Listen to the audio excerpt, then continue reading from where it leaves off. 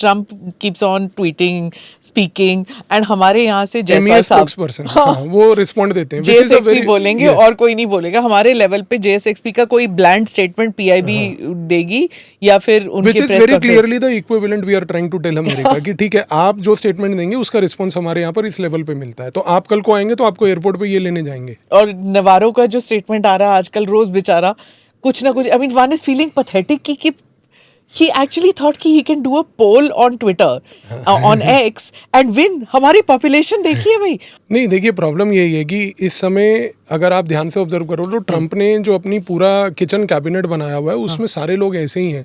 आप कभी वो JD वैंस का उसका रवैया देखो कि ट्रम्प कुछ बोल रहा होता है, वो नौकर की तरह खड़ा होकर एकदम ताली बजाने लग जाता है. मतलब see he wants to become the next president. भाई not even Cook and all these CEOs जिनके साथ ब्रेकफास्ट मीटिंग में बैठे थे, they were obviously so grateful. We are so grateful. So problem यही है कि ठीक है, उसकी साइकोलॉजी वैसी है, उसका मेंटल साइकोलॉजिकल प्रोफाइल ट्रम्प का वैसा है.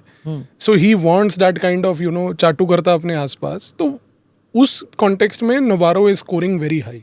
So he's really making good brownie points. Let him do that. मेरे को तो लगता है कि ये engagement farming he is doing, कि जान के इंडियंस को तंग करो, रोज रोज कोई स्टेटमेंट दो एंड मेरे फॉलोअर काउंट बढ़ते जा रहे हैं. वो भी बढ़ेंगे, लेकिन सबसे बड़ी बात ये है कि what Americans don't realise is that we people never forget and never forgive. ये जो आप डिस्ट्रस्ट इंडिया के साथ पैदा कर रहे हो, ये स्टेटमेंट्स देके ना, ये आपको रिकवर करने में अगले 2 डेकेड्स लग जाएंगे. वैसे भी अमेरिका के ऊपर ट्रस्ट इंडियंस का रिलेटिवली बहुत कम होता है because of their past, we know that. But with these kind of activities and statements, the hatred for America will rise further. But there has been some kind of an off ramp ना, जो उन्होंने president Trump ने कहा, फिर prime minister ने tweet किया about personal relationship. वो तो सिंपल चीज़ है. देखिए कि Trump understood one thing very clearly कि उसको था कि मैं इंडिया को सबड्यू कर लूंगा. वो चीज़ हो नहीं पाई. तो ही अंडरस्टूड कि I have hit the ceiling. मेरे पास इसके ऊपर अब इंडिया को प्रेशराइज करने के लिए अब कुछ नहीं है. अगर आप एक मोमेंट के लिए ये सोचो कि ट्रम्प मान लो 200% टैरिफ इंडिया पे लगा देता है, ठीक है, वो कब तक लगाएगा, जितना टाइम लगाएगा वो देख लेंगे हम. वो एक बहुत टेम्पररी फेज ऑफ हार्डशिप होगा हमारे लिए भी. बट द क्वेश्चन इज कि Trump is not here permanently. वो जाएगा ही जाएगा. But look, you are saying temporary hardship. The point is that या तो हम हार्डशिप को स्वीकार कर लें, जैसे हमने कोविड के टाइम किया था, स्वीकार कर लिया था, या फिर हम we are a country which has taken colonialism. तो अगर हम हार्डशिप को तो स्वीकार करना, हमें पता है हार्डशिप कैसे, लेकिन वही हार्डशिप जो है आज के ज़माने में जब हम देख रहे हैं हमारे इर्द गिर्द, वो स्ट्रीट प्रोटेस्ट में आ जाती है. स्ट्रीट प्रोटेस्ट से रिजीम चेंज आ जाती है. So that can be manipulated, this hardship. अगर मान लो, एक मैं मिसाल के तौर पे, अगर मैं जैसे कि ट्रिची बंद हो जाती है, या फिर सूरत में if there is trouble in the streets, because of the tariff war. So it can result in कि हम hardships को हम ऐसे absorb नहीं कर सकते, वो street पे उतर आएंगे लोग. हो सकता है ना? That is true, very true. But again the question is कि we have just gone through a very severe period of hardship of COVID. So ऐसा नहीं है कि हमें hardship और pain अभी नहीं मिला. Now the question is, इस मोमेंट पे हमें ये चीज़ रियलाइज़ करनी है कि what matters for us. In fact मैं ये कहूँगा कि ऑपरेशन सिंदूर के बाद से एक इंडिया में जो थॉट प्रोसेस बन चुका है, which is a positive thought process, is हमें एकला चलो, अकेले ही चलना पड़ेगा, nobody is with us. This thinking is percolating in the society. It will take time, एकदम नहीं होगा. But lot of people today understand कि हमें अकेले ही चलना है अपनी ग्रोथ के लिए, अपने वर्ल्ड में इमेज के लिए और सब कुछ के लिए. We have to be alone altogether. But what do you say this then? ये जो outreach हमने किया, वसुदेव कुटुंबकम, जब प्राइम मिनिस्टर जाते हैं NRI से मिलते हैं, दिस एंटायर एक्सपैट कम्युनिटी जो कहती है we are also part of you and things like that, तो एकला चलो, और वो कैसे चलेगा? नहीं, देखिए, जो NRI या डायस्पोरा के साथ आउटरीच है वो एक बहुत स्ट्रेटेजिक पॉइंट है, क्योंकि जब आप डायस्पोरा से एक दूसरे देश में जाकर मिलते हो तो सबसे पहले आप दूसरे देश को उस जगह पे मैसेज दे रहे हो कि देखो ये हमारी एक कॉन्स्टिट्यूएंसी है, आप इनका ध्यान रखोगे तो हम आपका भी ध्यान रखेंगे. So that's a very clear cut optics that happens there. दूसरी चीज़ ये है कि diaspora is our brand ambassador. हम डायस्पोरा को हमेशा अपने ये कन्विंस करते हैं कि जिस भी देश में आप हो, ईमानदारी से अपना काम करो, अच्छे से अपना काम करो, आपके काम से इंडिया का नाम रोशन होगा. आज अगर अमेरिका के अंदर मान लीजिए कि कोई भी हमारा डायस्पोरा कुछ भी कर रहा है, एक पॉइंट जरूरी आर्ग्यूमेंट का हो सकता है कि उसने हमारे देश में क्यों नहीं किया वो चीज़, but the fact that even if he is doing it there, we feel proud about that. तो डायस्पोरा की मैसेजिंग और ऑप्टिक्स पहली बात तो अलग चीज़ है। दूसरा, वासुदेव कुटुंबकम की जो फिलॉसफी है that is more applicable today to global south. आज जो जितनी भी ग्लोबल साउथ की कंट्रीज़ हैं उन सारी कंट्रीज़ को एक चीज़ पता है कि वो अमेरिका चाइना की राइवलरी में उनके बारे में कोई नहीं सोच रहा। So at least we are trying to position ourselves there कि देखो हम हैं आपके लिए। और हमारा एक्सपीरियंस अफ्रीका में, लैटिन अमेरिका में, साउथ एशिया में, South Asia, South East Asia में हर जगह क्या रहा है, यही रहा है कि they all have a perception कि we don't exploit, we are always with you for your benefit. तो ये चीज़ हम जब तक लोगों को कन्विंस कर पा रहे हैं, इससे हमारे ग्लोबल क्रेडेंशियल आगे जाकर स्ट्रांग हो रहे हैं। पवनीत, आपने कहा ना कि द वे फॉरेन पॉलिसी और जियो पॉलिटिक्स टुडे इज दैट हमको इमीडिएट रिएक्शन करना पड़ेगा। Like you we can't say कि हाँ हम 10 साल पहले अमेरिका के साथ हमारी एक रिलेशनशिप थी तो we are like that. Now it's all dynamic, almost on a daily basis it changes. Then there is also the criticism कि हमारे पास एक लॉन्ग टर्म स्ट्रैटेजी नहीं है, एक लॉन्ग टर्म पॉलिसी व्यू नहीं है, हमारी फॉरेन पॉलिसी है ही नहीं। You know there is that criticism also कि हम एक दिन एक किसी के साथ है, दूसरे दिन किसी और के साथ है। So and then Pakistan keep saying that अच्छा अब तुम चाइना के साथ हो, अब अमेरिका का क्या हुआ, तुम तो उनके दोस्त बने थे। ट्रंप का क्या हुआ, तुम तो ताली बजा रहे थे जब ट्रंप आया था। So, you know, this kind of criticism emanating from different parts of the world and from our own country, that we don't have a long-term strategy at all. नहीं, there are two things here. One is about having a long-term strategy and one is having a document about it. India की अगर आप foreign policy का evolution 1947 से देखो, हमने कभी भी किसी फॉरेन पॉलिसी इनिशिएटिव में डॉक्यूमेंटेशन पे फोकस नहीं किया। नॉन अलाइंड का जो पूरा आइडिया था, नॉन अलाइनमेंट का जो पूरा आइडिया था और नैम का जो आइडिया पूरा बना, it was never documented bye anybody. There were foreign policy activities जिससे कि फॉरेन पॉलिसी स्कॉलर्स ने वो डिड्यूस किया कि वो क्या है। सिमिलरली जो कोल्ड वॉर खत्म हुई, जब नरसिम्हा राव ने जाकर स्पीच दी सिंगापुर में और जाकर लुक ईस्ट पॉलिसी के बारे में बात करी, it came through the same way. आज भी प्राइम मिनिस्टर जब नेबरहुड फर्स्ट की बात करते हैं, आज भी प्राइम मिनिस्टर जब एक्ट ईस्ट पॉलिसी की बात करते हैं, we don't have any documents for that. हमारी फॉरेन पॉलिसी का एक ही फीचर रहा है कि let's have no written doctrine and let's have no written document. उसका एक रीजन ये है कि रिटन डॉक्ट्रिन एंड डॉक्यूमेंट से आपके चॉइसेस लिमिट हो जाते हैं, डायडैक्टिक हो जाता है। बिल्कुल डायडैक्टिक हो जाता है। ये चीज़ सबसे ज़्यादा उठी थी आज से 2 साल पहले, जब पाकिस्तान ने अपनी नेशनल सिक्योरिटी पॉलिसी निकाली थी। उस समय इंडिया में ये डिबेट स्टार्ट हुआ था कि if a Pakistan type country can have a national security policy, why can't India? We can't. Pakistan sole focus is India, so their sole priority is कि मेरे को इंडिया को कैसे टैकल करना है, उसकी स्ट्रैटेजी लिख लो। हमारे को पाकिस्तान को भी टैकल करना है, चाइना को भी टैकल करना है, इंडियन ओशन में भी गेम खेलना है। हमारे पास ईस्टर्न साइड पे नेबर्स भी हैं, बांग्लादेश जैसे, म्यांमार जैसा। हमें हर जगह का डायनेमिक अलग है, हम किसी भी डायनेमिक को वहां पर लिख नहीं सकते। तो यहाँ पर ये कहना कि just because we have nothing written therefore we don't have a policy is a wrong argument. हमारी हिस्ट्री ये रही है कि we adapt, we change, we keep adding new dimensions. मैं एक सिंपल एग्जांपल देता हूँ। जब लुक ईस्ट पॉलिसी आई, जब नरसिम्हा राव ने बोला कि अब हम अपना साउथ ईस्ट एशियन कंट्रीज जो इकोनॉमिक डायनामो है उससे इंगेज करेंगे, उस स्पीच के बेसिस पे बहुत सारे स्कॉलर्स ने ये बोलना शुरू करा कि लुक ईस्ट पॉलिसी का मतलब है कि साउथ ईस्ट एशिया के साथ इकोनॉमिक रिलेशनशिप बढ़ाना।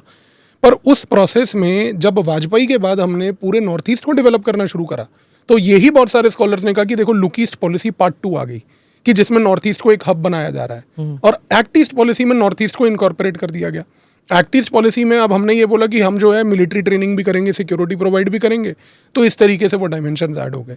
तो यहाँ पर रिटर्न ना रखने के बजाय ये मतलब नहीं है कि हमारे पास कुछ भी नहीं है, बल्कि रिटर्न ना रखने के बजाय ये फायदा जरूर है कि हम अपने हिसाब से एक डायमेंशन जब चाहे ऐड कर सकते हैं, जब चाहे हटा सकते हैं। No, when you're talking about Look East and Northeast India, Prime Minister Manipur जा रहे हैं, is it going to be viewed?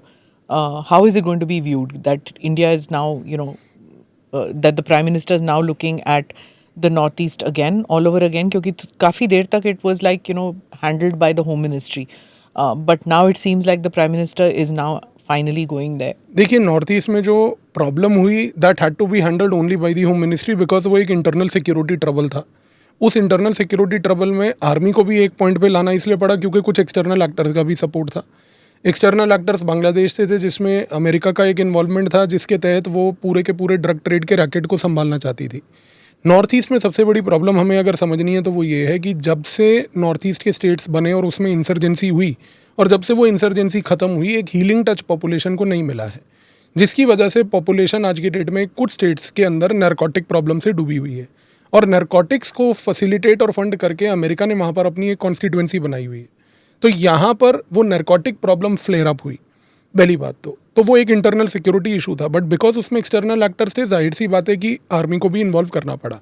अब सिचुएशन धीरे धीरे जब नॉर्मलाइज हो रही है, तो now we have to go from a security centric to a political problem. तो प्राइम मिनिस्टर का visit will provide what is called as political capital वहाँ पे। तो वो जो पॉलिटिकल हीलिंग की जरूरत है, that is what is the future that we see with respect to this visit पर से।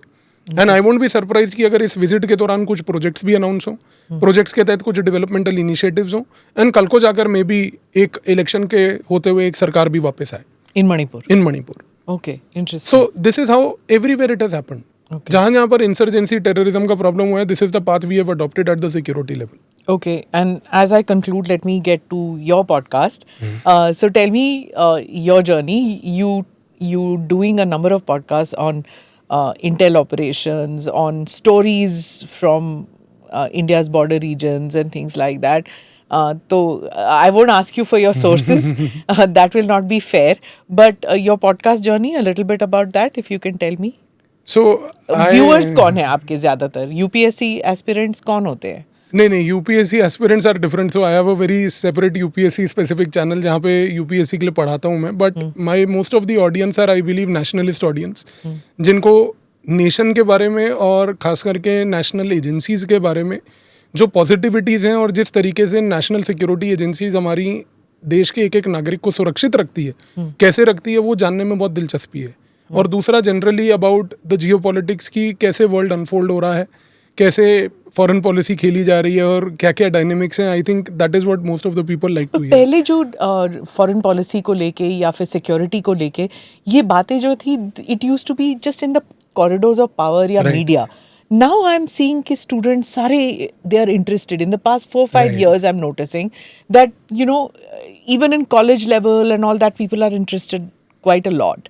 And even your podcast is doing very well, and lots of podcasts that we have been doing also on foreign policy matters, on security matters, random people are interested in it, like I'm just wondering ऐसा क्यों हो रहा है? ऐसा इसलिए हो रहा है बिकॉज देखिए, वर्ल्ड एक बहुत इंटीग्रेटेड इंटरकनेक्टेड वर्ल्ड है। और दूसरा, जितना भी यूथ है आज की डेट में, चाहे वो इंडिया में रह के कोई भी अपॉर्चुनिटी को एक्सप्लोर करना चाहे, उसके लिए उसको वर्ल्ड की नॉलेज बहुत आवश्यक है। अगर मान लो एक इंडिया में यूथ बैठ के कोई बिजनेस चलाना चाहता है, उसके क्लाइंट्स दूसरे कंट्री में हो सकते हैं, उसको दूसरी कंट्री के क्या हालात है वो जानना बहुत ज़रूरी है। और सबसे बड़ी बात यह है कि जब से नेशनल एजुकेशन पॉलिसी 2020 की आई है, जो एक टर्निंग पॉइंट था मेरे हिसाब से, जिस तरीके से उस नेशनल एजुकेशन पॉलिसी ने एक क्रिएटिव थिंकिंग के ऊपर फोकस किया है, कि जिसमें अब वो रोट मेमोराइजेशन इन चीज़ों के ऊपर इतना फोकस नहीं है। बच्चों को असाइनमेंट्स करने हैं, बच्चों को डिबेट्स करने हैं, उन डिबेट्स और असाइनमेंट्स में जिस प्रकार की उनको नॉलेज चाहिए, somehow geopolitics fits there and security fits there. So ये चीज़ आने वाले समय में आई बिलीव आगे बढ़ेगी, because the more people get interested to know how the world works, the more they'll be knowledgeable about things which and are it's there. also, I think it's a healthy trend कि जो politicians हैं हमारे, they will have to be up on this too. Yes. You can't just do panchayat level polls and think that your electorate is going to be happy with just that. They, even at the panchayat level, they want to know कि China के साथ क्या हो रहा है, पाकिस्तान के साथ क्या हो रहा है, नेपाल में क्या हो रहा है. Everybody wants to know that. Like, I'm noticing. And not just that. In fact, आज लोग इस चीज़ को भी ये अप्रिशिएट करके देखना चाह रहे हैं कि जब कंट्री कोई स्टैंड ले रही है किसी भी फॉरेन पॉलिसी के लेवल पे या सिक्योरिटी पॉलिसी के लेवल पे, do we have that whole of society approach? लोग ये देखना चाह रहे हैं और देख के समझ रहे हैं कि कौन लोग इस नेशनल विजन को अपोज कर रहे हैं, कौन लोग इस नेशनल विजन का मजाक उड़ा रहे हैं, और कौन लोग इस नेशनल विजन में एक ड्रैग बन रहे हैं। So people are knowing. आज जैसे हम लोग कहते हैं कि लोग हमारे यहाँ पर बेवकूफ़ हैं, वो बिना सोचे समझे वोट देते हैं, कोई बिना सोचे समझे वोट नहीं देता। बहुत सोच समझ के जनता वोट देती है, बिकॉज जनता को दिख रहा है कौन क्या कर रहा है। क्योंकि कुछ लोग हैं जिनको सिर्फ ऑपोजिशन के सिवाय कुछ नहीं करना है, मतलब कोई स्टेप ले लिया वो गलत ही है। अच्छा ठीक है, मैं मानता हूं कि आपने हर स्टेप को क्रिटिसाइज करना है जस्ट बिकॉज आप अपोजिशन में, but my question is, do you have an alternate vision? मैं हमेशा ये चीज़ एम्फोसाइज करता हूँ। आप ब्रिटेन का एग्जांपल देखिए, ब्रिटेन में एक शैडो कैबिनेट होती है। वहाँ पे अगर एक फॉरेन मिनिस्टर है, तो ऑपोजिशन का फॉरेन मिनिस्टर है, वो कुछ कर रहा है तो ये बता रहा है कि बॉस आपने ये किया, ऐसे ना करो, ऐसे करो। क्या हमारे यहाँ पर है? कुछ नहीं है। I remember this very clearly कि Rajiv Gandhi had tried to do this. Yes. To bring a shadow cabinet, और बड़ा मजाक उड़ा था कि भाई तुम तो opposition में बैठा है, what is the need? He actually had a vision to say Right. that कि we should have this. But again, the same genes don't pass on subsequently, so it creates a problem. Na? Then some people become. पर होना चाहिए. होना चाहिए, I agree absolutely with होना you. चाहिए, because then people can evaluate. मतलब college level पे होता है कि आप there are many colleges which have mock parliaments, mock UN, exactly. they have that, and this is something, and even in schools, in some schools, and enlightened debates happen. You know, sometimes when I'm called to speak on or judge these debates, and it's very interesting that young kids are actually having these debates where they are interested in knowing. Absolutely. And whenever I talk to these students, I say कि आप घर जाके ना, you speak to your parents. It's important because when your parents go to cast their vote, they should understand Exactly. this and talk to your mothers also. My thing is that don't have these intellectual conversations just with your fathers. It's a very wrong attitude that your mothers don't know. Your mothers know, and they are influencing voting patterns now. Exactly. So, Absolutely. I always say this, that वो चुपचाप सुन रही हैं, देख रही हैं, वो आप उनके साथ interact नहीं कर रहे हो, इसका ये मतलब नहीं है उन्हें they नहीं don't पता. influence, right? They know it. And I'm seeing this, like more and more women conversing about topics which was not considered a women's topic to you know, especially when I joined journalism, Pavneet, I don't know how you feel this, but when we joined journalism, it was like, अच्छा हाँ ये hard beat है, ये male journalist करेंगे, you do city beat, you do fashion, lifestyle, ये मतलब 30 साल पहले की बात कह रही हूँ, ये होता था. Now you're seeing that everything is open. Exactly. And children who are studying know that हम कोई भी beat कर सकते हैं, and that is where the awareness comes in. Right. So you know, even if they know about Taylor Swift and Salman Khan, they also know about Operation Parakram or Operation Sindoor. Absolutely. And it's people like you who are doing these podcasts who are spreading information. I just feel that new media is doing a phenomenal job. Exactly.